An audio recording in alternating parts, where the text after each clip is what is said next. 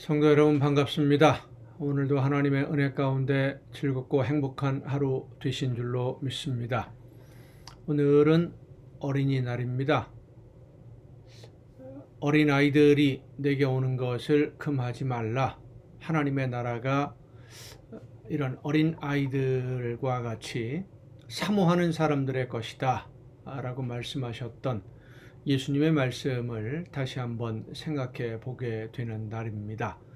어린아이들의 순수함 그리고 그 깨끗함, 있는 그대로 말씀을 받아들이는 그 열정, 이 모든 것들이 오늘 우리가 본받아야 할 어린아이의 모습인 것 같습니다.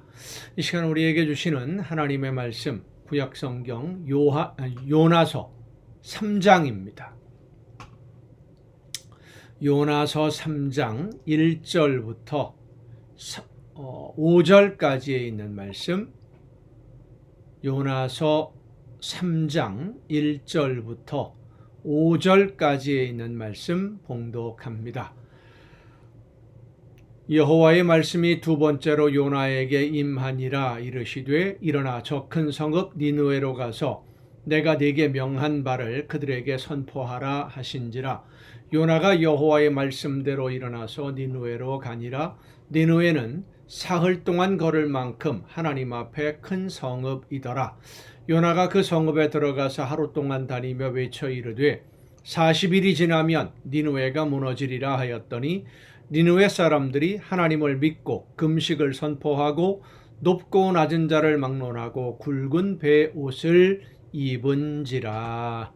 아멘. 하나님의 말씀을 들었는데도 그 말씀에 순종하지 않고 도망갔던 사람, 하나님의 말씀대로 순종하면 어떤 열매를 거두게 될지를 아니까 그게 싫어서 니느웨라고 하는 원수의 나라가 하나님의 말씀을 듣고 회개하고 용서받는 것이 싫어서 빨리 망하라고 도망가려고 했던 요나, 폭풍우 속에서 배가 파손될 위험에 처하게 되고 그제서야 자기의 잘못을 깨닫고 죄를 고백하지요. 그리고 바다에 던져졌지만 하나님이 큰 물고기를 준비하셔서 그를 풍랑 속에서 건져내셨고 그에게 다시 명령을 내리십니다. 니느웨로 가라. 요나에게는 참 어려운 명령입니다. 이제는 도망갈 수도 없습니다. 전에 한 번은 용서해 주셨지만 이번에 또 도망을 가면 용서받기가 어렵지 않겠습니까? 회개도 했는데. 그런데 하나님은 왜 굳이 이 요나를 니느웨에 보내려고 하는 것일까 하는 문제를 생각해 보게 됩니다. 요나가 아닌 다른 사람을 보내서 말씀을 전해도 될 텐데 굳이 요나에게 또 가라 라고 말씀하시는 이유가 무엇일까요? 말을 잘 듣고 순종하며 말씀하시는 대로 따르는 하나님의 일꾼들이 많이 있는데 그 말도 안 듣고 말썽꾸러기인 불순종하고 자기 생각으로 하나님의 뜻을 거역하는 요나를 굳이 니느웨로 보내시려는 하나님의 의도, 하나님의 마음, 하나님의 계획, 그것은 요나가 그 일을 니느웨에 가서 하나님의 말씀을 전하는 것이 하나님의 뜻이기 때문입니다. 하나님이 그렇게 계획을 하셨어요. 그 말씀은 요나는 바로 그 일을 위해서 이 세상에 온 사람이다 라고 하는 것입니다. 요나는 반드시 그 일을 해야 됩니다. 그 일이 아니면 하나님의 일을 할 일이 없는 사람이 요나예요. 니느웨에 가서 하나님의 말씀을 선포하라고 하는 이 사명을 감당하기 위해서 요나가 이 세상에 왔어요. 그런데 그 사명을 감당하지 않으면 요나가 하나님 앞에 가섰을 때 빈손으로 갈 수밖에 없지 않겠습니까? 쭉정이 모습으로 알맹이 없는 쭉정이가 되어서 하나님 앞에 설 수밖에 없는 겁니다. 성도 여러분, 하나님이 오늘 여러분을 위해서 여러분을 통해서 이루기를 원하시는 일들을 계획하고 계십니다. 그 일이 무엇인지를 알아야 됩니다. 요나는 자기가 해야 할 일이 무엇인지 알면서도 하기 싫어서 도망을 가다가 어려움을 당했습니다마는 오늘날 너무 많은 사람들이 내가 해야 할 일이 무엇인지 모르고 하나님이 나를 이 세상에 왜 보내셨는지 모르고 오늘을 정신없이 살다가 시간 다 보내고 하나님 앞에 똑같이 빈손으로 서는 모습들을 많이 보게 됩니다. 알면서도 순종하지 않았든 몰라서 하지 못했던 결과는 마찬가지입니다. 그 책임 면할 수 없습니다. 하나님이 우리를 이 세상에 만드신 목적이 바로 그 일에 있기 때문입니다. 하나님은 그래서 요나를 물고기를 통해서 풍랑에서 건지시기까지 하면서도 그 일을 요나에게 또 맡깁니다. 요나를 사랑하시기 때문에. 그냥 그렇게 버려둘 수 없으니까, 빈죽정이가 되어서 심판의 자리에 세울 수는 없으니까 또 일을 맡기는 겁니다. 성도 여러분, 하나님이 오늘 여러분을 부르셔서 어떤 일을 맡기시려는지, 어떤 일을 하라고 이 세상에 보내셨는지, 오늘을 어떻게 살아야 하나님이 맡겨주신 사명을 바르게 감당할 수 있는지를 다시 한번 생각하면서 성령께서 깨우쳐 주시기를 위해서 기도하고 하나님이 원하시는 대로만 순종하는 여러분 모두가 될 수 있기를 간절히 바랍니다. 기도하시겠습니다. 크신 은혜와 놀라우신 사랑으로 연약한 저희들에게 귀한 일들을 맡겨주시고 그 사명을 통하여 아름다운 하나님의 나라를 세워가기를 원하시는 아버지 하나님, 부족한 저희들을 통해서 하나님이 원하시는 역사를 이루어 가실 때에 감사함으로 기뻐하며 그 사명 감당하는 우리 모두가 되게 하여 주시옵소서. 혹시라도 내가 해야 할 일이 무엇인지, 하나님이 나를 통해 어떤 일을 이루기를 원하시는지를 아직도 깨달아 알지 못했다고 한다면 성령께서 이 시간 우리 모두의 마음의 문을 열어주시고 지혜를 허락하시며 눈을 뜨게 해주시고 귀를 열어주셔서 말씀하시는 하나님의 음성을 듣고 성령의 인도하심을 따라 순종할 수 있는, 그래서 아름다운 열매를 맺는 우리 모두가 되게 하여 주시옵소서. 이 모든 말씀을 예수님의 이름으로 기도하옵나이다. 아멘. 이 시간 우리가 함께 통독할 하나님의 말씀, 이제 창세기 37장부터 함께 통독을 하시게 되겠습니다. 창세기 37장, 속이는 사람은 자기도 속는다 라고 하는 평범한 진리를 깨닫게 하는 사건이 이제 벌어지게 됩니다. 야곱의 자녀들 사이에, 형제들 사이에 비극적인 사건이 벌어지게 되는데 그 비극은 편애하는 야곱에게서 원인이 시작이 되었죠. 왜 야곱이 요셉을, 다른 여러 형제들, 12형제가 있었는데 그 12형제들 중에 요셉을 11번째 아들입니다. 순서로 따진다면. 그런데 요셉을 그렇게 극진히도 사랑했을까? 어제도 잠깐 우리가 성경을 통독하면서 언급을 했습니다마는 야곱의 마음의 첫 부인은 라헬입니다. 라헬을 얻기 위해서 7년을 먼저 외삼촌 라반과 약속을 했는데 결혼을 하는 날 술에 취했는지 어쨌는지 모르지만 레아가 먼저 들어왔잖아요.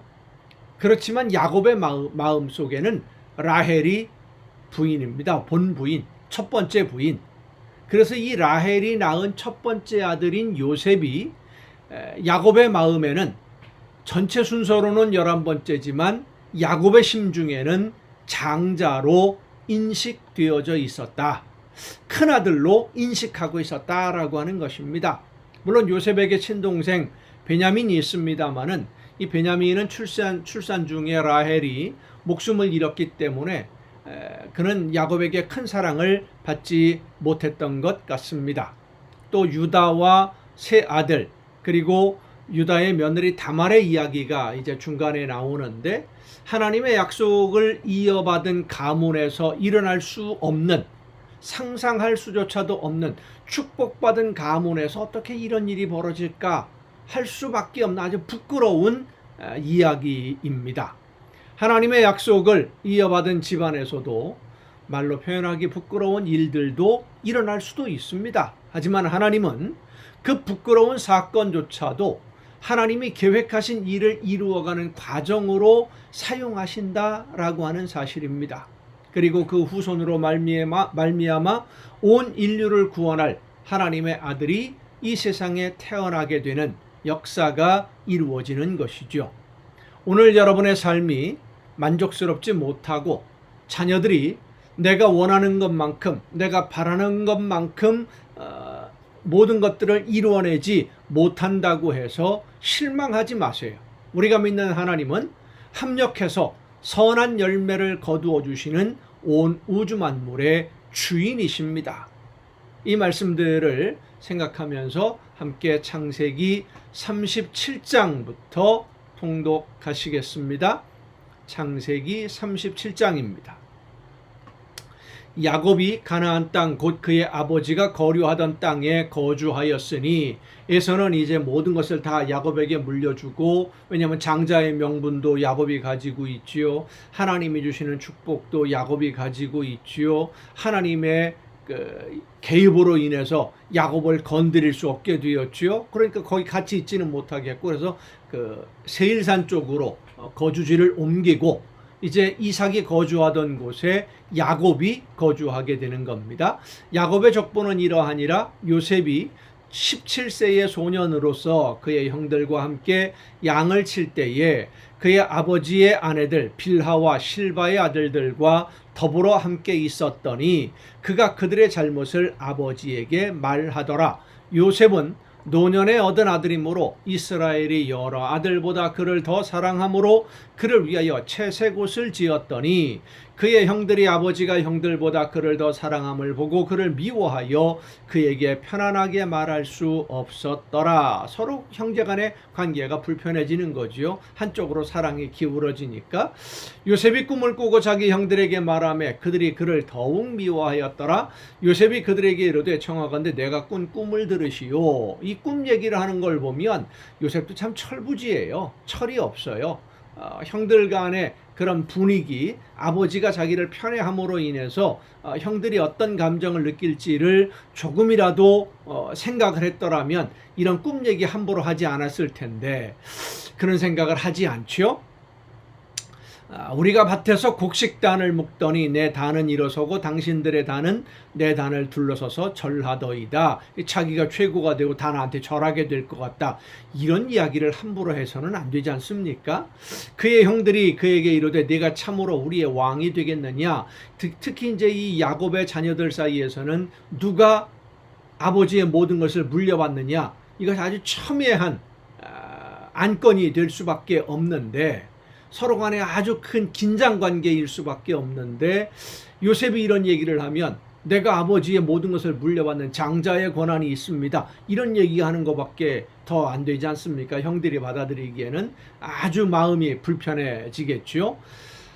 참으로 우리를 다스리게 되겠느냐 하고 그의 꿈과 그의 말로 말미암아 그를 더욱 미워하더니 요셉이 다시 꿈을 꾸고 그의 형들에게 말하여 이르되 내가 또 꿈을 꾼즉 해와 달과 11별이 내게 절하더이다 하니라. 그가 그의 꿈을 아버지와 형들에게 말하며 아버지가 그를 꾸짖고 그에게 이르되 네가 꾼 꿈이 무엇이냐. 나와 네 어머니와 네 형들이 참으로 가서 땅에 엎드려 네게 절하겠느냐. 그의 형들은 시기하되 그의 아버지는 그 말을 간직해 두었더라. 이 꿈도 하나님이 요셉에게 주신 미래를 암시해 주시는 꿈인데 그렇다고 한다면 마음속으로 품고 있어도 되고 그 꿈을 키워가면 되는데 굳이 이야기를 함으로 인해서 큰 미움을 사고, 그런데 그런 형제간의 분란과 미움, 시기 이런 감정들로 인한 행동들, 잘못된 행동들을 하게 되지요. 그 행동들을 하나님은 하나님의 역사를 이루어가는, 합력해서 선한 열매를 거두어가는 도구로, 과정으로 삼으신다라고 하는 것입니다. 그의 형들이 세겜에 가서 아버지의 양떼를 칠 때에 이스라엘이 요셉에게 이르되 내 형들이 세겜에서 양을 치지 아니하느냐. 자, 세겜, 우리가 어제 말씀을 통독한 내용 기억하시죠? 세겜 성읍에서 큰 사건을 벌였지 않습니까? 디나가 욕보임을 당하고 그들을 쳐 죽이고 하는 그곳에 또 지금 야곱의 아들들이 가서 양떼를 먹이고 있었다라고 하는 얘기입니다. 그러니 야곱의 마음이 불안할 수밖에 없지요. 너를 그들에게로 보내리라. 요셉이 아버지에게 대답하되 내가 그리하겠나이다. 이스라엘이 그에게 이르되 가서 네 형들과 양떼가 다 잘 있는지를 보고 돌아와 내게 말하라 하고 그를 헤브론 골짜기에서 보내니 그가 세겜으로 가니라. 어떤 사람이 그를 만난즉 그가 들에서, 요셉입니다, 들에서 방황하는지라. 그 사람이 그에게 물어 이르되 네가 무엇을 찾느냐. 그가 이르되 내가 내 형들을 찾으오니 청하건대 그들이 양치는 곳을 내게 가르쳐 주소서. 그 사람이 이르되 그들이 여기서 떠났느니라. 내가 그들의 말을 들으니 도단으로 가자 하더라 하니라. 요셉이 그의 형들의 뒤를 따라가서 도단에서 그들을 만나니라. 요셉이 그들에게 가까이 오기 전에 그들이 요셉을 멀리서 보고 죽이기를 꾀하여 서로 이르되 꿈꾸는 자가 오는도다. 자, 그를 죽여 한 구덩이에 던지고 우리가 말하기를 한 악한 짐승이 그를 잡아먹었다 하자. 그의 꿈이 어떻게 되는지를 우리가 볼 것이니라 하는지라. 르우벤이 듣고 요셉을 그들의 손에서 구원하려 하여 이르되 우리가 그의 생명은 해치지 말자. 르우벤이 또 그들에게 이르되 피를 흘리지 말라. 그를 광야 그 구덩이에 던지고 손을 그에게 대지 말라 하니 이는 그가 요셉을 그들의 손에서 구출하여 그의 아버지에게로 돌려보내려 함이었더라. 요셉이 형들에게 이르매 그의 형들이 요셉의 옷 곧 그가 입은 채색 옷을 벗기고 그를 잡아 구덩이에 던지니 그 구덩이는 빈 것이라. 그 속에 물이 없었더라. 그들이 앉아 음식을 먹다가 눈을 들어본즉 한 무리의 이스마엘 사람들이 길르앗에서 오는데 그 낙타들의 향품과 유향과 모략을 싣고 애굽으로 내려가는지라.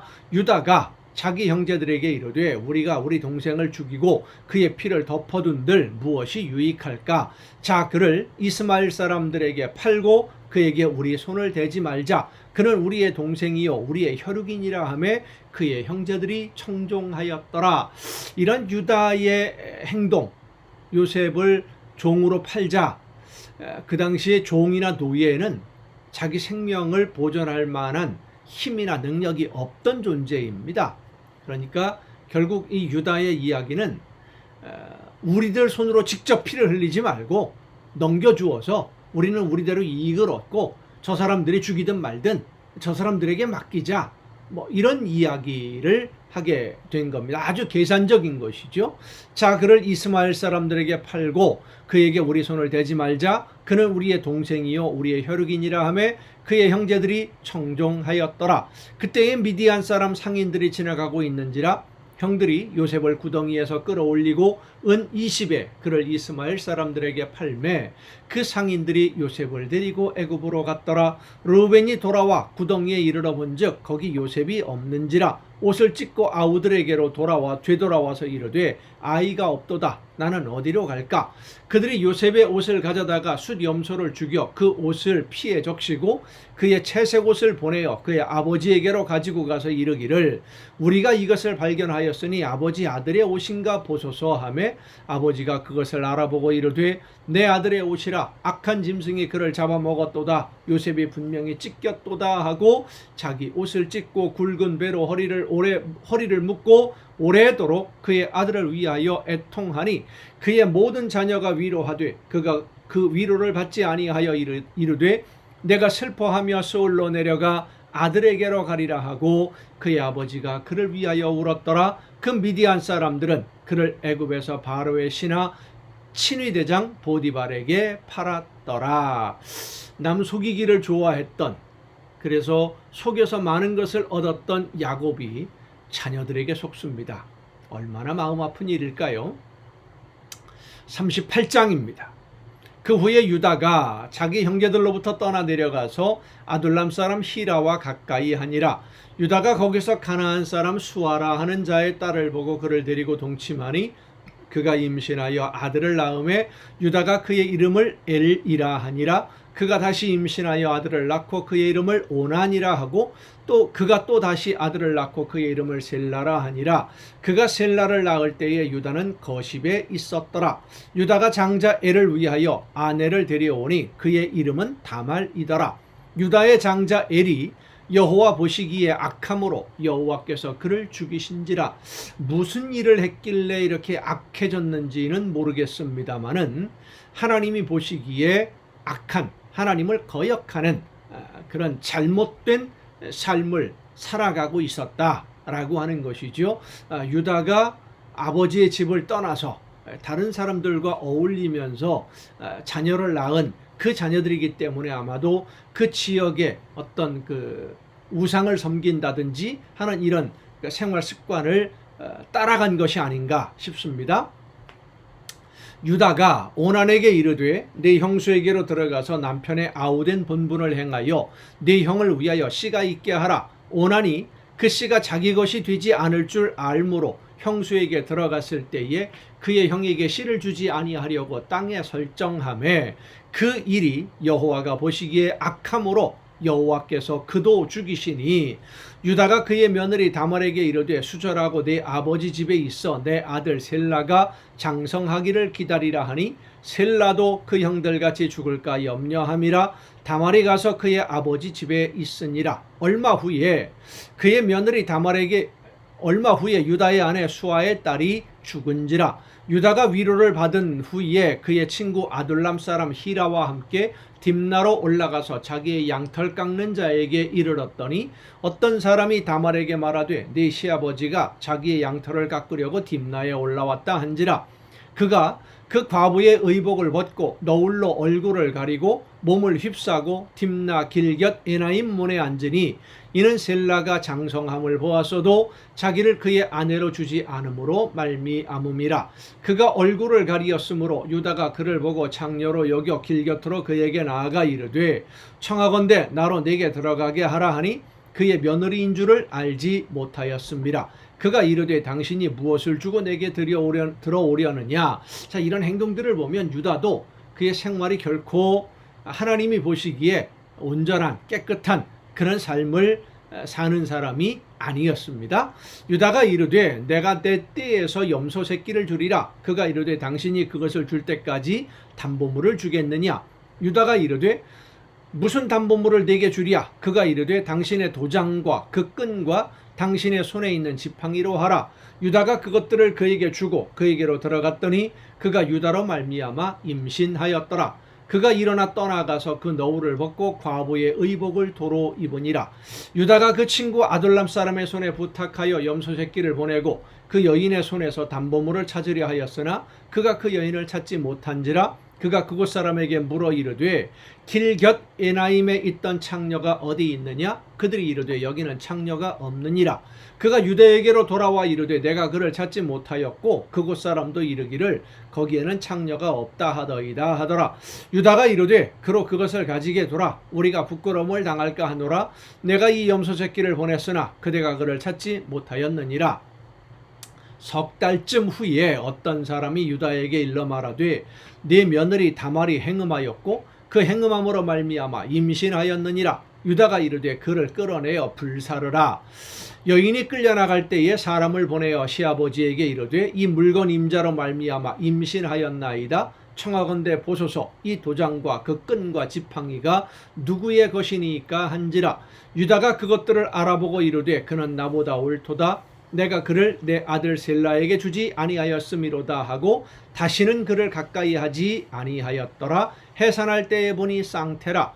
해산할 때에 손이 나오는지라. 산파가 이르되 이는 먼저 나온 자라 하고 홍색 실을 가져다가 그 손에 메었더니 그 손을 도로 들이며 그의 아우가 나오는지라. 산파가 이르되 네가 어찌하여 터뜨리고 나오느냐 하였으므로 그 이름을 베레스라 불렀고 그의 형 곧 손에 홍색 실이 있는 자가 뒤에 나오니 그의 이름을 세라라 불렀더라. 아멘. 이 베레스와 세라, 유다의 자녀들을 통해서 다윗이 태어납니다. 2세의 조상이 되는 거지요. 다윗이 태어나고 그 후손으로 예수님이 이 세상에 오시게 되는 것이죠. 여러분, 오늘도 수고 많으셨습니다. 내일 또 정한 이 시간에 이 가정예배 시간을 통해서 여러분 모두 함께 만날 수 있기를 바랍니다. 내일 뵙겠습니다.